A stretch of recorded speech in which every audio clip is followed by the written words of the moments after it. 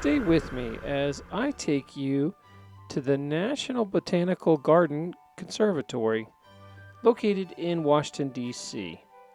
Now, this is actually part of the Smithsonian, and when you go in this place, it is gigantic. They've got an actual greenhouse that is so big it has trees and its own water supply in it. It's quite amazing, but you're probably here first to talk about chocolate, so let's get down to how to make chocolate. These are coca trees, and they're mainly from Ecuador, but they're kind of everywhere now. In the botanical gardens, they actually had a live cocoa tree, and a lady talking about how chocolate was made. And this is kind of a model of what the pods look like, but here's the real thing. If you crack open the pod, that's what chocolate is made from. So what happens is you dry these pods out, and the seeds get placed and fermented in the sun for a little while. And you'll eventually get these beans here. So these are coca beans. Now, you still have the problem of the shell on the outside. So what they actually have to do is, after this is done fermenting, they put it through a grinder to remove the little thin shell. Once the shell's removed, you get nibs. And I bet you're familiar with these guys. They're very, very powerful tasting and bitter. Now, you'll take these nibs. They grind and process the nibs down until they become this coca liqueur. And that's what's known as baker's chocolate, which you've probably gotten before. Now, this has all the fat in it. So what they do is they actually have another machine that presses the fat out and makes cocoa butter, which is right here. The leftovers that is had the oil pressed out then gets ground down into powder. And I bet you're familiar with cocoa powder and basically what they make hot chocolate out of. They add sugar and milk to it and make milk chocolate. I have a love-hate relationship with this place because, every time I walk in there, I'm reminded that the government basically paid to build this with stolen tax money. But the flip side is there's a lot of cool plants in here, and at least they're not using the money for something worse. So if you can get over that, the trip's quite enjoyable. I was really blown away with all the living things and all the greenery in here. It's hard to explain by watching a video, the smells and the sounds, and just the feeling of being around so many things that are vibrantly alive. When I went, it wasn't very crowded, it wasn't too bad, and it was right around New Year's. This place is so big that they actually have full-grown trees inside. Like, here's a coconut tree in the middle of DC. That's crazy to me. But it's really well maintained. Everything looks alive, everything's blooming. I don't know how it works behind the scenes, but I assume that they're constantly bringing in new blooming plants so it looks good and swapping them in and out. I really don't know. But look at some of the age of these trees. They have been here for a long time. Also, some of these trees have been here so long, they're very tall now. Look how big this place is. I mean, there was probably a 50-foot magnolia in here.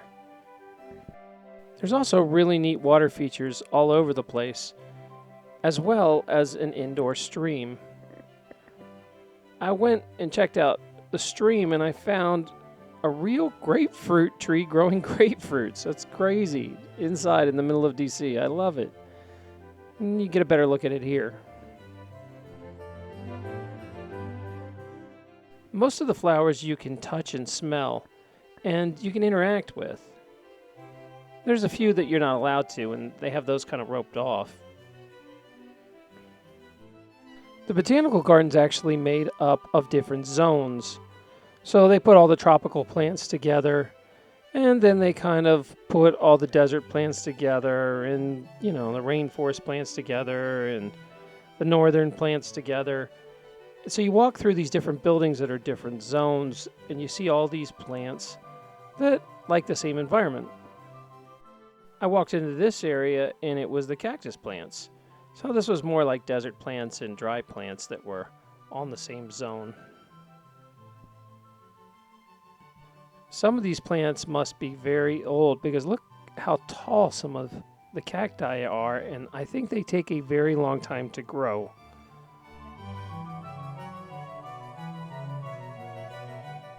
I really like the color of these blooms on this tree, but I don't know what it is. If you happen to know what this is, please leave it in the comment section below. And of course, they also had some shrub art. Pretty cute. And here's a banana tree without the bananas. Look how big that thing is. It is old.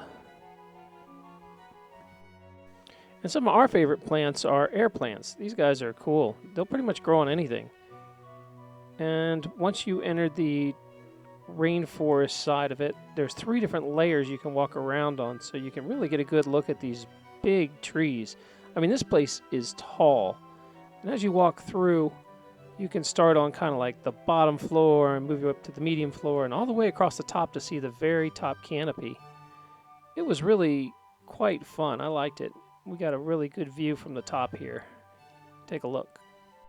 They also had mist coming down from the ceilings and a water feature in the middle, so it would mimic more a tropical forest. You really don't get a chance very often to see the tops of really big trees, and because you're elevated so high, you can actually look right down and view the plant from a perspective you haven't really seen before. Also, there are air plants everywhere, which again, I'm fascinated with them. And then we ended our tour at the smell garden, where they have more of the fragrant smells, and you can see the little swan here. At the very end of our tour, we stopped and tried to identify these spices without looking at them. It was pretty neat. Don't forget, if you haven't subscribed yet, please subscribe to my channel. Also, give this a thumbs up, a like, a share, or if you have something to add, remember to comment below. Thanks. Also, don't forget to stop by terranlupo.com. I have up videos that you can't see anywhere else. Currently, I have one on carnivorous plants and also how to make your own mead. All you have to do is go over and sign up at terranlupo.com, and all that's free.